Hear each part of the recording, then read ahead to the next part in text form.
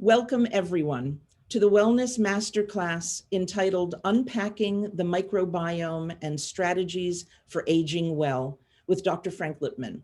More about Dr. Lipman in just a few moments. I'm Nancy Davis, Chief Creative Officer and Executive Director of both the Global Wellness Summit and Global Wellness Institute, and I'll be your host for today's call.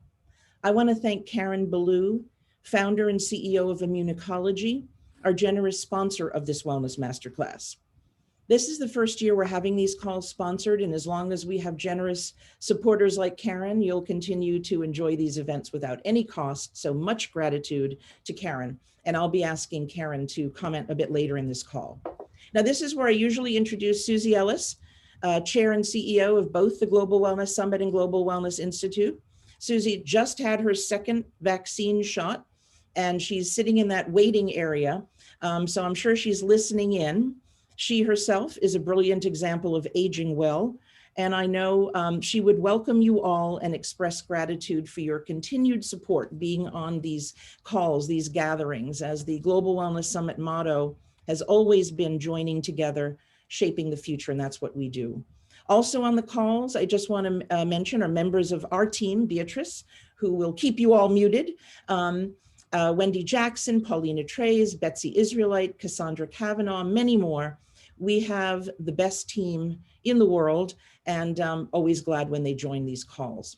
A very, very quick refresher on Zoom because everybody's used to Zoom by now. I'll just remind you that Beatrice is going to keep everyone muted to eliminate background noise. You can view the call in gallery view or speaker view and make that choice at the top right of your Zoom window. And please, as you already are, use the chat function, say hello, let us know where you're from, and post a question along the way. We will try to get to some of those. Now it's my pleasure to introduce Dr. Frank Lipman, a pioneer of integrative and functional medicine and Chief Medical Officer of The Well.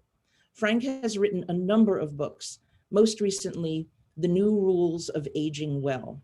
Frank has a fascinating background. He was raised in South Africa, where he also did his initial medical training. Then Frank spent 18 months training in clinics in the bush, where he saw firsthand the power of local traditional healers. This began his lifelong interest in and embrace of non-Western healing practices. Fortunately for us, Frank immigrated to the United States in the mid-'80s and bore witness to the power of holistic well-being. His medical school training naturally focused on disease, but Frank was more interested in the person, the patient. And this focus led Frank to call what he practices good medicine, which is a blend of cutting-edge science and medicine with age-old healing techniques from the East. Frank believes in removing what is harmful and adding what is beneficial. And his integrative approach is about your physical, mental, emotional, spiritual, and social well-being. He's been practicing for 40 years, although he does not look old enough to be practicing that long, and has had enormous success. And those who have been in his care talk of having their lives changed for the better forever. Frank has also studied nutrition, acupuncture, Chinese medicine, herbal medicine, functional medicine, biofeedback, meditation, and yoga. And at a time when the world is looking at health and wellness from every angle and looking for answers, Frank Lipman is singularly qualified to give them. It just may be that the world needs him more now than ever before. And we are so grateful to have him with us today to enlighten us, educate us, and I suspect inspire us. So Frank, if you would unmute yourself, welcome. Thank you. That's quite an introduction. Thank you very much. You're welcome. You know, before we dig deep into microbiome and gut health and all kinds of things, tell us something about yourself we wouldn't know from your bio. Something about myself. I'm a music addict, a music freak. Maybe growing up I started with African music, but I love world music. So that's a wonderful thing to know. So is that the shelves behind you, do they can contain as much music as they do books, or is it all books? The music is there somewhere else, but I've got a ton of music. Yeah. Okay, well that's wonderful. I want to officially say welcome to our community. And speaking of community, I think you would tell us that we all have a community of bacteria living in our bodies. Will you help us understand what the microbiome is and its importance to our health and our lives? Sure. So the microbiome is really the collection of bacteria that live within and on us. The predominant microbiome is the one in the gut. Although there's a microbiome on the skin, there's a microbiome in your armpits, in your mouth, in your lungs, or your vaginal area. You know, you have a microbiome everywhere, or a collection of bacteria all over and in your body. The most important probably is the one in your gut. And we now know, you know, first of all, there are more bacteria in our gut than we have cells in our body. And they play an incredibly important function in our health. And science is actually realizing this, and there's more and more research documenting the importance. You know, in the functional medicine world, we've been sort of working with the microbiome for quite a while, sort of guessing. We're still guessing because it's very hard to actually measure and determine what's going on. But from just, you know, clinical assessments, you can sort of take educated guesses and try affect that microbiome, because we now know that the microbiome affects almost every aspect of our health, and sort of correcting or trying to create some sort of balance within that microbiome has, you know, long-term consequences on our health, and one of which is aging, which is what I talk about in my latest book. So tell us explain more for us, what do we not know about what is going on in our body, and what does that do to us? What impacts? How do we fix what's broken in our microbiome, and how do we even know what's there? Well, that's a good question, and it's not a simple answer. I think what we are finding out, you know, every month there's more and more research to document that you know, our moods are affected by our microbiome, our hormones are affected by our microbiome. Almost every aspect, as I said, of our health is. It's not just, you know, initially we thought, you know, what goes on in the gut stays in the gut. So the microbiome affected digestion and absorption and gut issues. But now we know that the lining of the gut is particularly thin. And when we get some damage to that very thin lining, which is a common occurrence, then we have metabolites of these bacteria that go through that lining into the bloodstream and can present anywhere and affect, you know, all organs of the body. So, I mean, to make it simple, you know, these bacteria produce different metabolites that can be pro-inflammatory or anti-inflammatory. And a lot of these metabolites, if they're pro-inflammatory and they go through the gut wall, they, you know, can create inflammation all over the body. And I think we now know that inflammation is probably one of the most important predisposing factors in aging. So if you want to age well, if you want to age-proof yourself, you've got to leak-proof your gut.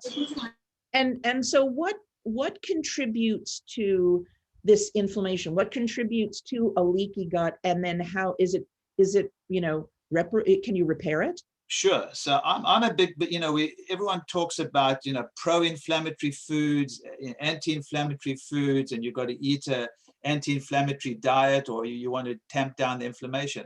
I'm a big proponent and strongly believe that the most important factor in inflammation is your gut microbiome. So you can eat, and I see this every day in my practice, people come in eating a very clean diet, and their microbiome is screwed up or imbalanced, and that still creates inflammation all over the body. So, you know, so creating some type of balance in the microbiome and leak-proofing your gut is essential. And the first part of leak-proofing your gut is, you mentioned earlier in my bio, is I talk about the two questions I ask myself and the patient whenever anyone comes in and sees me is, what are you putting into your body or onto your body that needs to be removed or that's harming you? So what needs to be removed? And at the same time, what are you lacking? What do you need to get better? So you've got to look at, what foods you're putting into your system, which could be affecting your microbiome. And in America in particular, and I don't know how it affects the rest of the world, but it probably does to a certain extent. We have a pesticide called glyphosate that's permeated our food system in America. Glyphosate is an active ingredient in Roundup, which is used on genetically modified foods, but it's also sprayed on many different crops in America to speed up drying for the harvest. So it's sprayed on many grains and beans, and it's now permeated our food system. And not only does glyphosate cause cancer probably, but it's also a registered antibiotic. So we're eating food without even realizing it that is sprayed with this antibiotic. So I'm a big believer that glyphosate is one of the big causes of people's microbiomes being off. In my practice, I'd say 70 to 80% of the patients I see have an altered microbiome and then present with all sorts of problems, from autoimmune problems to skin problems to hormone problems to even weight gain. So I'm always working with trying to work out what people are eating and what they need to remove, and then adding in certain nutrients or prebiotics or sometimes even probiotics to actually help that balance and actually treat that lining, or try and strengthen that lining so we become a little bit more leak proof. And that lining can be strengthened once it's already sort of leaking, if you will? Yeah. I mean, the leaking is a microscopic thing. So yes, we said, so clinically, I mean, so if someone has a colonoscopy, and this is where I think traditional medicine has a problem, they can't see it, so they don't think it exists. Although there's more and more studies showing that, certain nutrient mechanisms, like an increase in zonulin, for instance, would indicate a leaky gut. So there is more science documenting this microscopic damage to the lining. And yes, you can help it. The glutamine is an amino acid, which is the traditional nutrient that we use to help the permeability or the small intestinal gut. But fish oils, omega-3 fatty acids can help it. There are other nutrients that can help it. But ultimately, it's trying to create balance in the microbiome, because having a more balanced microbiome can actually protect, because part of what the bacteria do is protect that lining as well. So is it entirely related to food, to what you ingest in terms of the gut microbiome? Great question. No, it's not. I think food obviously is very important, but it's all the things we talk about in holistic medicine. It's stress, we know now, affects the microbiome. A lack of sleep can affect the microbiome. Movement affects the microbiome. So what I find fascinating about the microbiome is everything I've sort of learned over the last 40, 50 years about getting healthy. Stress, diet, sleep, exercise, and probably what I call the intangibles, gratitude, being kind to others. We don't have any documentation about that. Community, for instance, you've got your big global wellness community. Community is important for health. I think all these factors affect our microbiome. I can't say being kind to others does. I would guess it does, but we do know that exercise, movement, or sleep and stress absolutely affects our microbiome.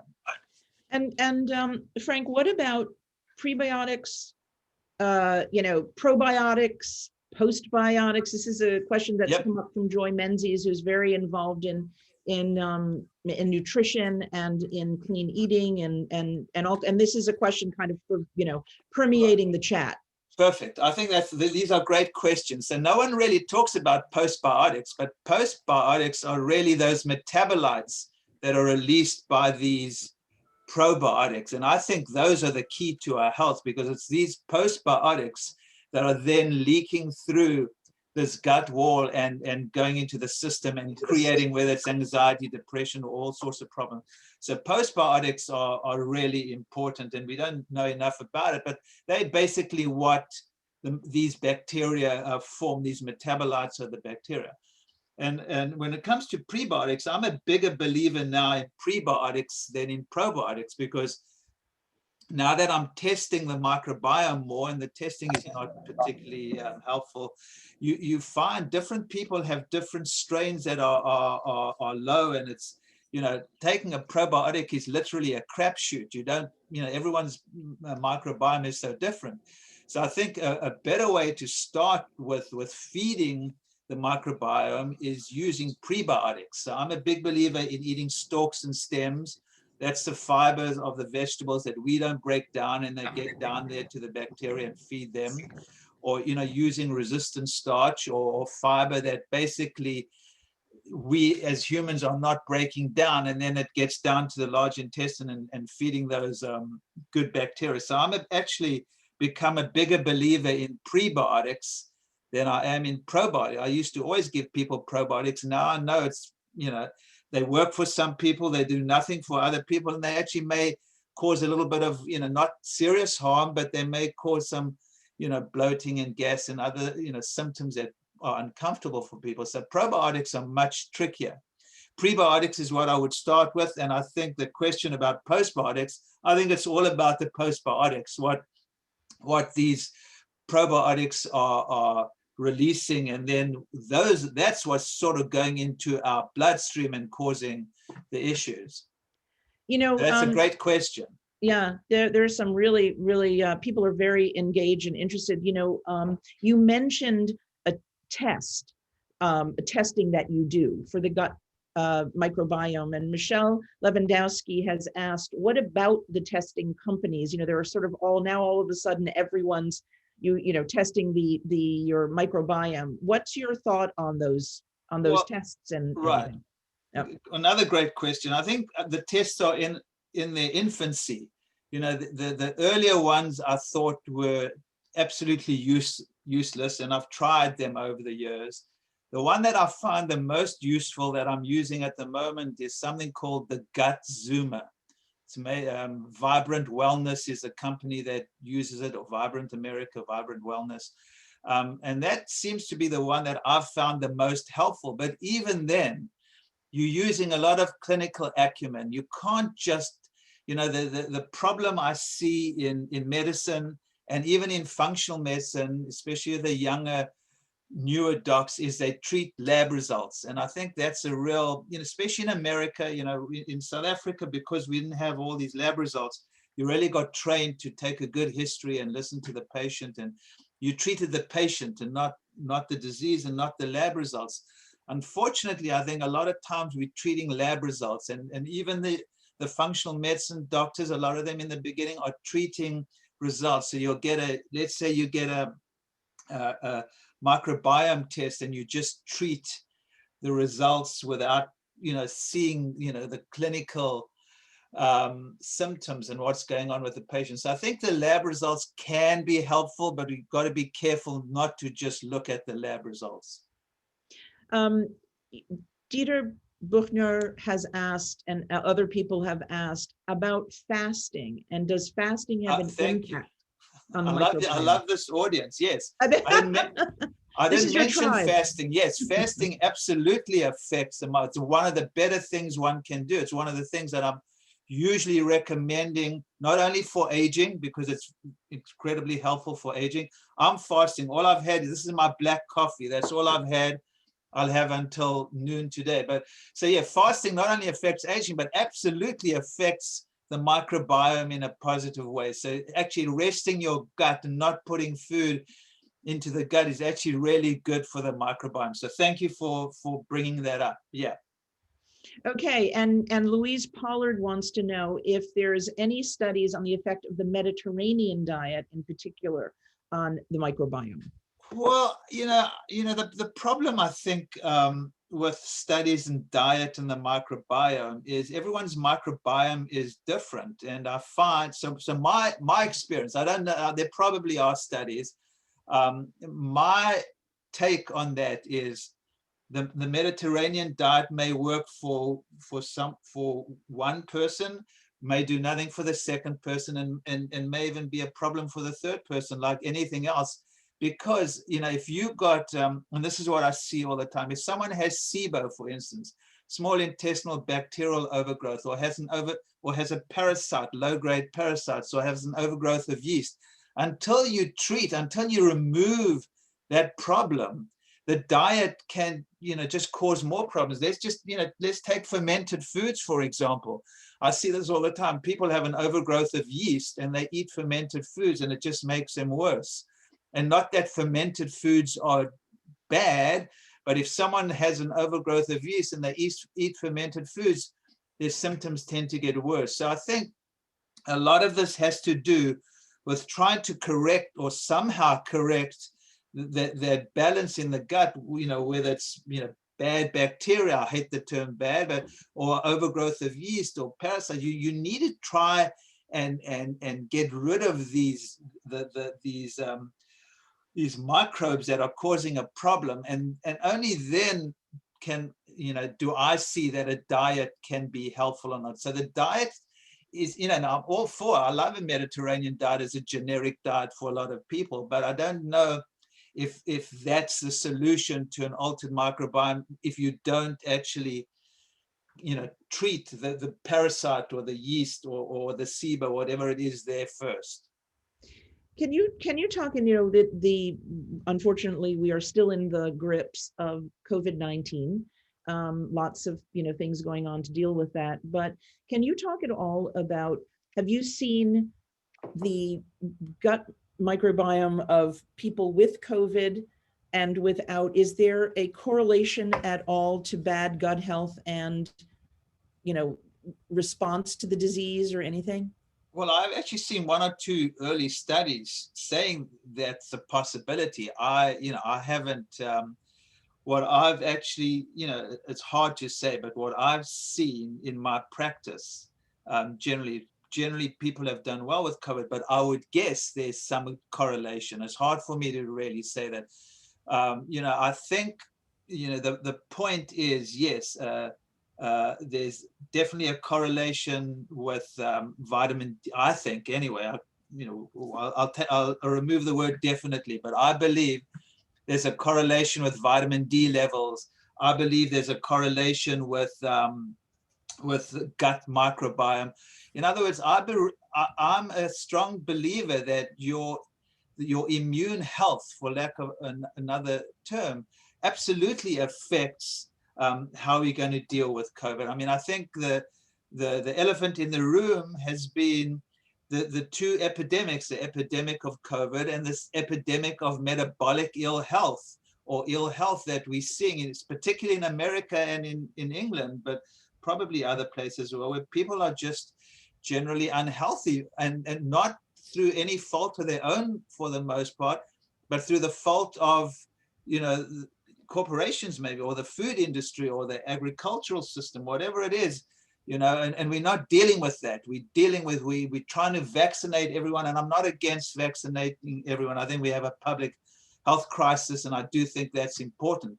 But if we don't deal with the underlying weaknesses in our immune systems, this is going to just happen again in a year or 2 or 5. There's going to be, whether it's different strains of COVID or another virus or another bug that's going to come and affect us, and we're going to go through the whole thing once again. So if we don't deal with this these underlying health issues in the world, this is just going to keep happening. And unfortunately, it's up to us and this type of community to try and get that message out, because it's not, the government, the institutions are not delivering this message. And I think that's a huge flaw. And I think what COVID has done is has exposed the weaknesses in the Yes. systems, whether it's the medical system, the economic systems, the political systems. It's just exposed, you know, the culture and the world for what it is. And I mean, I think if we don't deal with these problems, it's just going to happen again. Yeah, it's absolutely true that COVID has really laid bare an enormous amount of these issues and brought it to the public consciousness in a way. Yep. There are a number of questions, Catherine, Nicole, Frank, Ashmore, several people have a similar question, and that is, how do we know if our gut's leaking? Like, how do we know something's wrong with our microbiome, and, you know, what do we do? Great question. So most of the time you have digestive symptoms. So you have a little bit of bloating and gas, you can't poop well, or your stools are loose, or you have some heartburn. So usually they're gut symptoms, which a lot of people just think are normal because everyone else has them, or they're getting old and they're just getting bloated, or they're not pooping as well. So, and that's just normal. So most people have gut symptoms, but you know, because I'd say the majority of my practice is around the microbiome, is I see a lot of people who just come in with some anxiety or depression or skin issues or aches and pains, or they can't lose weight. They're sort of not even aware of their gut problems until you start questioning them a little bit further. So although most of the time people know their gut is a little bit off, but it's not really bothering them so much, they often present with, you know, skin is a common issue, or, you know, just these aches and pains, or feeling tired, or brain fog is a very common symptom.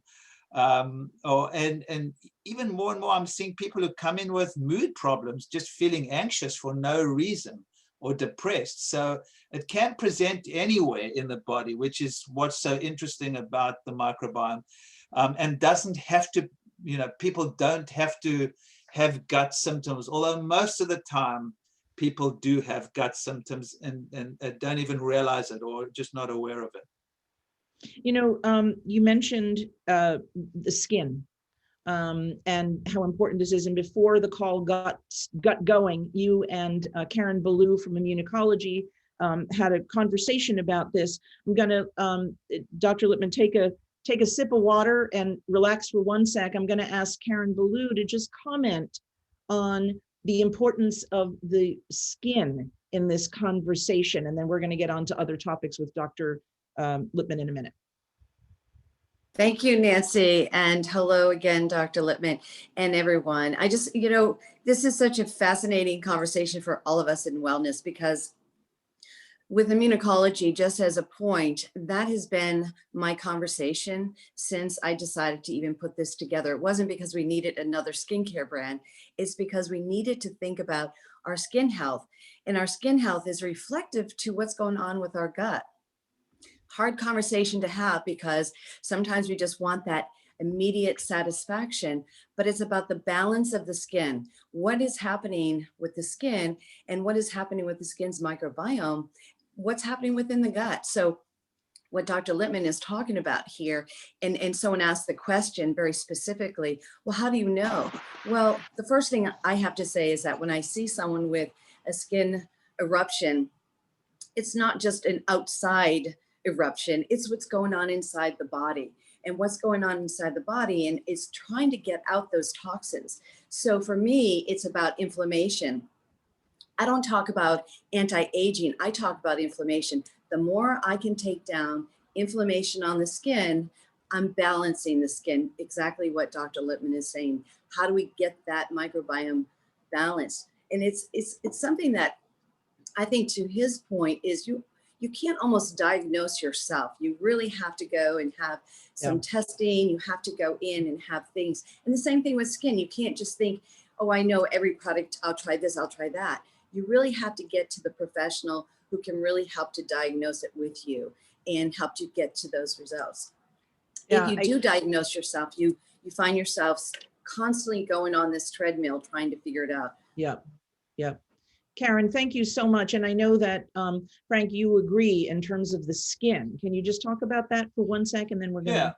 You know, so I think Karen's 100% correct. You know, when I see skin problems, I always deal with the gut microbiome, no question. You know, acne, rosacea, so many skin problems stem in the gut. But what I'm quite intrigued with, and I'm hoping more and more skin companies deal with it. I mean, there's a whole skin microbiome that we haven't, that is going to be affected by actually what's going on in the skin too. And I think what we've done is we're using all these soaps and cleansers and whatever we're using, which are actually affecting the skin microbiome locally in a negative way as well. So yes, absolutely, the gut microbiome needs to be addressed, but the skin microbiome is something that no one, or I wouldn't say no one, but people are not really addressing yet because we don't know enough about it. And I have no doubt that what we've done over the years with all these crazy skin products out there are actually, affecting our skin microbiome in a negative way. So I think, I'm seeing more and more skin products that they're adding probiotics, but what does that really mean? But I do feel that products that are going to affect our skin microbiome in a positive way locally are going to be needed, as well as affecting the gut microbiome. So I'm quite intrigued by the skin microbiome, because I think most of us in the West anyway have damaged our skin microbiome with all the soaps and the crap that we actually put on our skin. We've never really thought enough about that. Frank, I'm going to make sure that you and Karen continue this conversation offline for sure. There is a question from Sarah Camilleri, and it has to do with hormonal health and the impact on the microbiome. Yeah, I think there's no question that hormonal health is affected by the microbiome. I mean, I see this all the time as well. Women with PMS, even women going through menopause, I see when you actually help the microbiome, their symptoms get better. So there's no, a lot of these bacteria in your gut are making hormones. So absolutely, hormonal health is affected by the microbiome. No question about it. Does genetics play a part in the health of the microbiome? Well, I would imagine it plays a little bit of a part, and probably does play a bit of a part, but probably what's more important is, whether someone was vaginally delivered or delivered via cesarean section. Vaginal deliveries, now we know when the baby goes through the vaginal canal, they're inhaling all these bacteria, which are good for them. And then breastfeeding has a lot of, great nutrients that are feeding the baby's microbiome as well. So I think genetics may play a bit of a part, but I think vaginal birth and breastfeeding probably play much more of an important part. And I think then, seeding the microbiome as a kid grows and grows. So, the food, etc., and environmental stuff. So I would guess, I think genetics probably play a small part, but I would guess not a significant part. That's interesting. Can you talk a little bit about immunity? There has been so much written about immunity, especially this year, boosting your immunity. We wrote a trend on balancing immunity, which I know you have contributed to. Tell us a bit about immunity and how we should be thinking about it.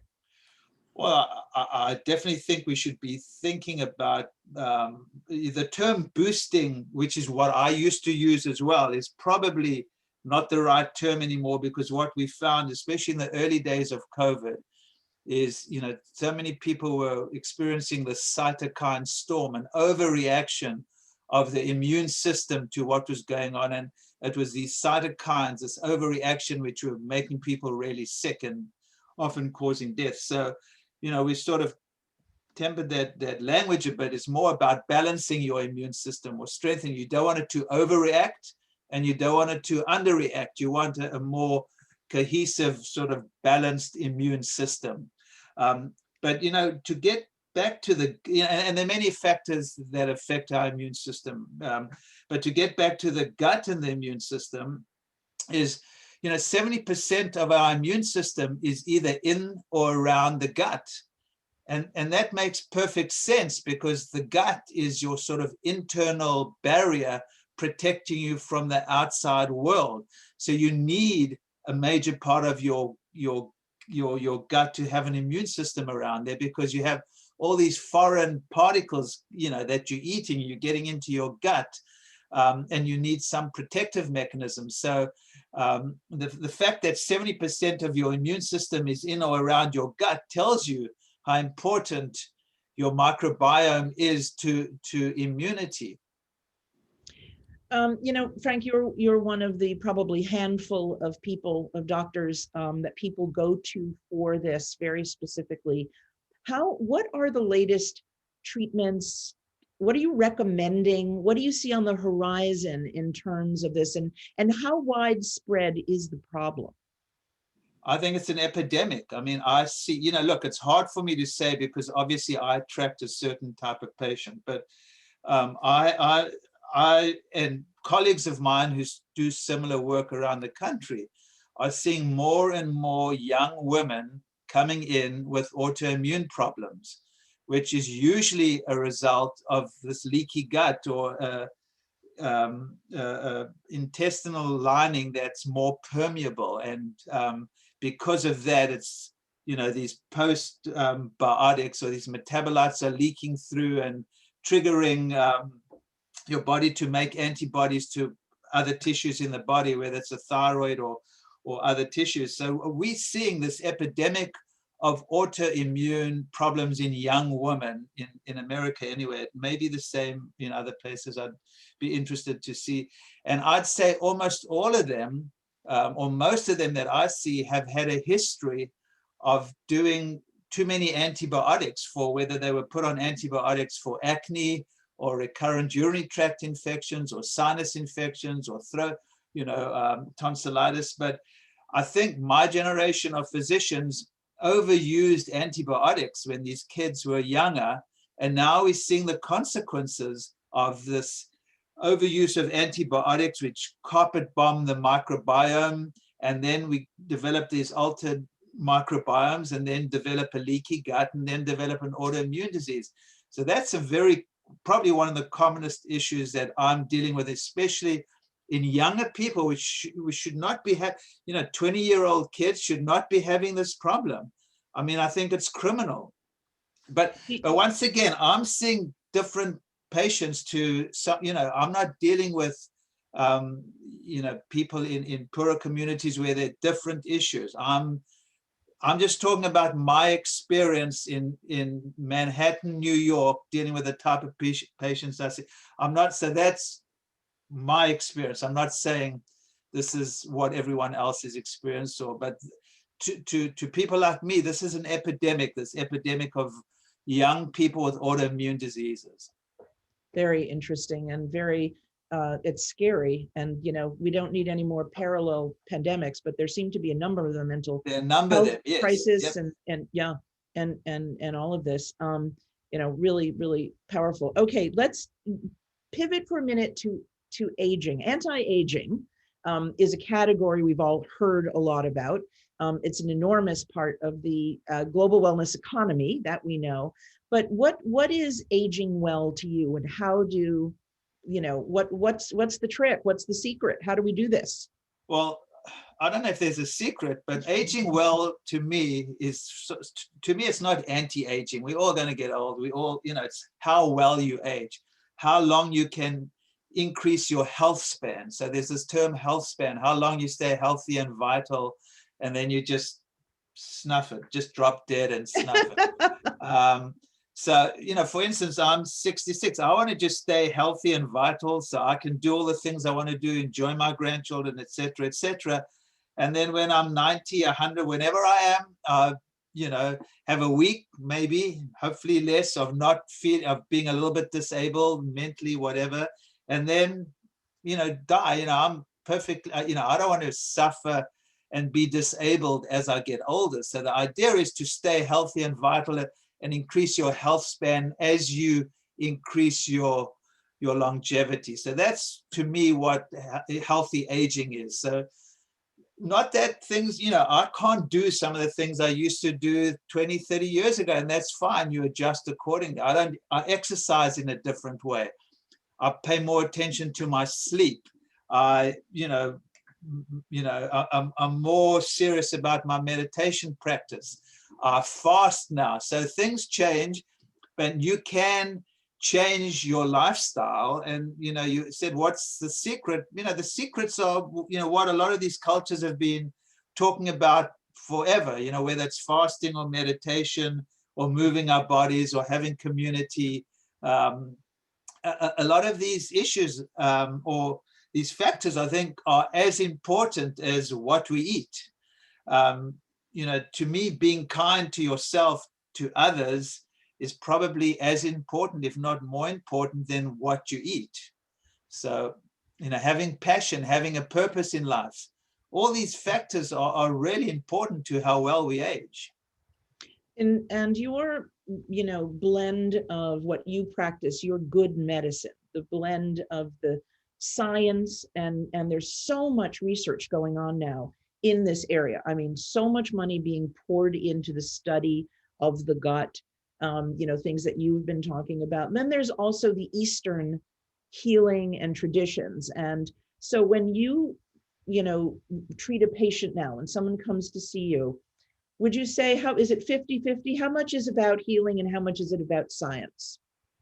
I don't really think of the science. To me, it's what I see works. I mean, it's very gratifying to see most of the science sort of confirming what we've been doing for probably centuries, what I've been doing for years, but what's been done for, you know, they come out with a study, oh, meditation works, oh, yoga helps anxiety. I mean, so I don't particularly, I mean, I think it's important to have the science done. To me, what's more important is to see my patients get better. So, you know, I'll take a perfect example. For years and years, I've seen that when I take gluten out of someone's diet, and once again, this is in America, I'm not saying you shouldn't eat bread wherever, you know, because I think it's different, let's say in Italy. But I see in my practice, when I take gluten out someone's diet, they feel better. To me, that's, I'm not going to wait for research to show that gluten causes a problem. To me, what's more important, if someone gets better, I believe that my science has been my experience and what I've seen on myself and my patients, which is sort of fairly significant after 40 years. And I'm an observer of the human condition. And if I see something is working, I don't have to wait for science to prove it. Not that I'm all for science proving it, that's fine.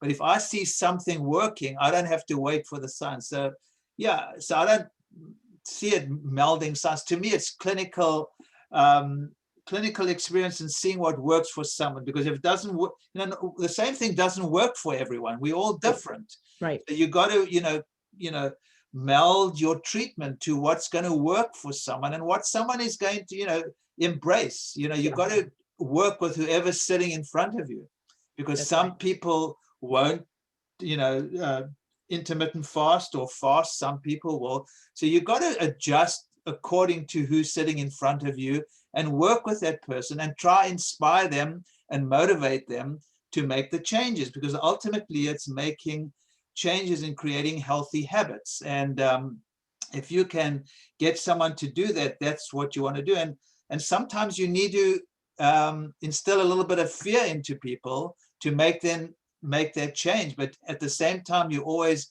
motivate them and inspire them. So, you know, you can say, listen, if you don't do this, chances are you're going to get Alzheimer's or heart disease or whatever, but you don't need to get that if you do this. Yeah. So it's this fine balance of making someone a little bit scared and then inspiring them at the same time. Well, I mean, I can't think of anything better than your personal experience and your being able to share those experiences, because that seems to be where, you know, the real truth of all of this lies. I mean, the proof for you is in your patients getting better and people feeling better and living better as a result, and behavior change being one of the hardest things to deal with anybody. There have been a number of questions about supplements. And I think that you do have a position on this or feeling about this. Could you talk about supplements as they relate to the microbiome? Yeah, I'm a huge believer in supplements because I've seen them work. You know, I've gotten knocked over the years for it. I even had my own supplement company for a while and got knocked like left, right, and center. So I see the supplements working. And in fact, for the well, I created a gut reset, which is incredibly powerful because I put the herbs and everything in there that actually I've seen as I often use as a first line therapy to help create balance in the gut. So for the well, we created a gut reset, so sort of trying to make it easier for a bigger audience that they can just start with this, because most people who do that actually feel a little bit better because the herbs in there usually treat a SIBO type pattern and other of the common things I see. So yes, I've always tried to incorporate supplements as one part of a treatment. They supplement a good diet. So I don't only just use supplements, I'll use supplements, and we get people to try, get into meditation and to move their bodies and to generally change their lifestyles. But to me, supplements are and can be an important part of any healing process. Yeah. And a shout out and a thank you to the well, which is how you came to us. And so we can talk about that another time too, but they're wonderful and doing a lot to get these kinds of messages out to people, which is clearly very, very, very important. What is your personal wellness routine on any given day? What is Frank Lipman doing for his health? Right. So as I get older, I become a little bit more serious about it because I've dabbled with so many things over the years, but there's a little bit more urgency. So I wake up in the morning, and most mornings, not every single morning, most mornings, the first thing I'll do will be meditate for a good 20 minutes. And then depends where I am. I'll sometimes exercise, ride my bike, and depends on the time. But not always, depending what's going on. I fast almost every day. I do intermittent fasting. I'll have a cup of black coffee or two. And then I wait at least 16 hours until I have my first meal. So I have my brunch or lunch or whatever is my first meal. I try to stick to a low carb diet. I don't eat much. I mean, I love sugar. Don't get me, I love sugar, but I try to keep it as low as possible. And now I eat less animal protein than I used to. I had become pre-diabetic years ago, and I went on a paleo diet, which reversed the pre-diabetes. But now with the research showing that too much animal protein may be a problem for our longevity genes, I've cut that down. So I only eat 2 meals a day, and I'll eat animal protein maybe once a day, maybe once every 2 days, but not as much as I used to. So I keep it very simple. I eat, my life is boring. I do similar things almost every day. I try to spend as much time with my new grandson. I find that, really enjoyable. And then I keep up with the latest research, and I try to put as much information out there and share it with people, because I think in this day and age, there's so much information out there, which some of it's good, some of it's bad. So I try to put out responsible information. Well, it all sounds great. There's a study, I think it came out of the UK, that every grandchild adds 5 years to your life. So yeah. There you go. There's something. So, this is a crazy world that we live in, and there's so much happening. Is there anything that gives you particular hope or optimism about the world now? Yeah, I'm always optimistic. I think groups like yours are great. I think that, it's starting to permeate the culture. When I look at young people I'm seeing, they are so much more sophisticated about their health. I mean, they either come in with their mothers or they've read a lot about it. So I think the new generation is great. I think, movements like yours, I think places like the Well are the model of the future, where you sort of, offering people and incorporating all these different modalities and teaching people to take charge of their own health. So I think there are more and more, when I started this 40 years ago, I was the local quack, this was so alternative. When I gave a talk on acupuncture at my hospital in 1986, when everyone looked at me as if I was crazy. So I think yeah, there's a lot of good things happening. I do think I'm hoping that COVID will actually help us shift not only how we deal with health, but hopefully change the food industry and this other epidemic of metabolic ill health that we're seeing all over the world. So yeah, I'm always optimistic. I think it's always going to be hard to change systems. People, the system doesn't like to change, but we saw in South Africa, and Nelson Mandela always gives me hope for change, although they have lots of problems now. But I'm always optimistic about change and the future. And I do find my daughter's generation to be much more aware, and a major improvement. I think our generation has lost it. I'm not impressed with our generation, but I do think the newer generation are much more aware and interested and want to create change. So I feel positive about the future.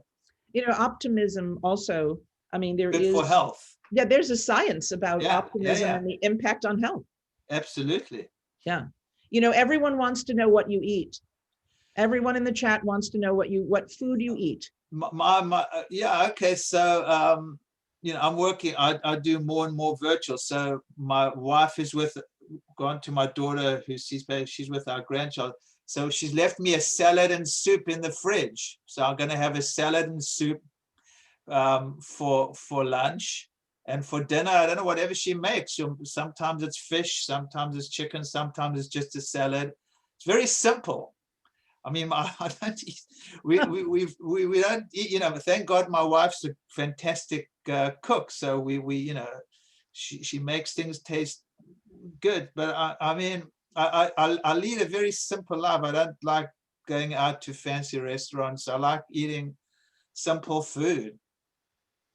Okay, that sounds terrific. Okay, two questions. Unaltered food. I try, when I eat animal protein, it's well sourced. We try to get from the local farmer, whether it's eggs or meat or chicken. So to me, the source of the food is important. We try shop at farmers markets. So we try to support that underlying system that we need to get out to the public.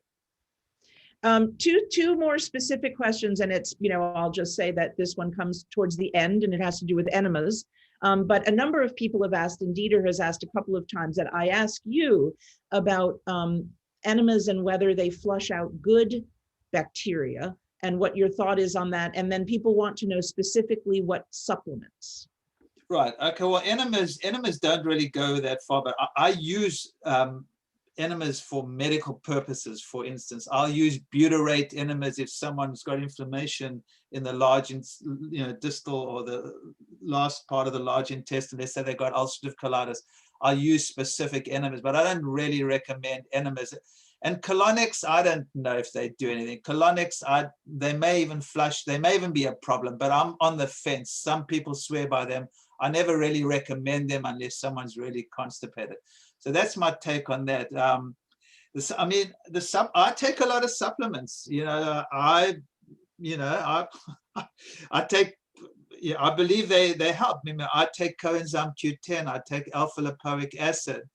I take nicotinamide riboside. I take curcumin. I take fish oils.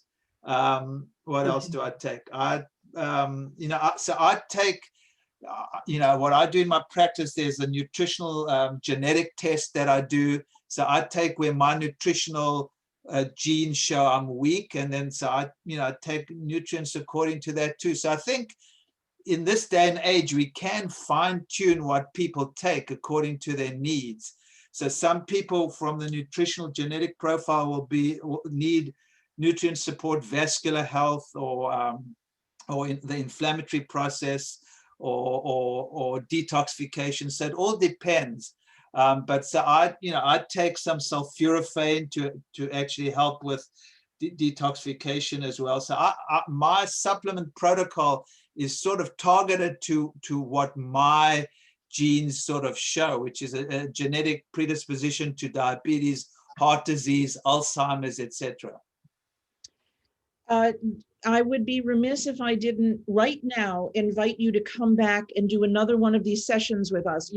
Everybody is saying, ask him to come back, ask him to come back. So I am asking you, if you will, maybe a couple of months from now, Sure, let us check in with you. Okay, I will make that happen. And I am mindful of the fact that you have a patient at 11. So I am going to end now with a lightning round of questions, which I've been doing at the end of our master classes. This is based on James Lipman's Inside the Actor's Studio, Sure. and I've adapted it a little for you. So here we go.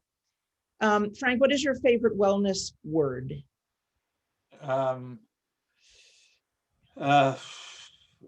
Kindness. What is your least favorite wellness word? Wellness. What are you reading? What's on your nightstand? Well, I actually my wife has been making me read non-medical books now. So because I've spent so many years delving into medical books or books indirectly related to medicine, whether it's meditation or whatever. So I'm not at the moment. I'm still going through Michael Pollan's latest book on psychedelics, which is quite intriguing. Okay, we will be talking about that on the next call. I'm trying to shift away from medical books, but actually the books I've been reading the most are these books to my grandson. Oh, wonderful. How old is he? He's a year in a week. Okay. What are you binge watching on Netflix? Okay. We actually just started watching the Martin Scorsese and Annie Leibovitz series, which is not Annie, sorry, Fran Lebowitz, which is quite fascinating about New York. I mean, so that's the latest thing we've been watching. Pretend It's a City. That's it, which is actually it's very New York. I mean, it's very New York. Yeah, that's fantastic. What is something you eat or drink every day, no matter where you are in the world? Well, I don't know if every day, but probably a cup of black coffee is the way I usually start my day. What is your superpower? I don't know what my superpower is. I just try to be authentic. I just try to be who I am. So I am the same to you, to my patients, to my staff, to my family. That what you see is what you get. Well, we like what we see very, very much. And the last question, if heaven exists, what would you like to hear God say when you arrive at the pearly gates? That he's going to try to change this world to be a little bit more caring and kind to, I always talk about being kind to ourselves, kind to other people, and kind to the world. I mean, we're seeing the effects of climate change all over the world, and to ignore what's going on with the climate and what we're doing to the world and not think it's going to affect our own health is being so ignorant. So, I'd like him to make people who theoretically believe in him change what they believe. Frank, thank you. Thank you so much for your time and your insights, your honesty, everything. I'm going to ask everyone to go ahead and unmute themselves and give you a little global love. I know you have a patient. We got you out of here at 11. Thank you. Thank you, everyone. Thank you. Thank you so much. Thank you. Thank you. Thank you. Thank you. Wonderful. Thank you. Thank you. Thank you so much. Thank you. Awesome. Thank you. Thank you. Absorb all that love. Thank you.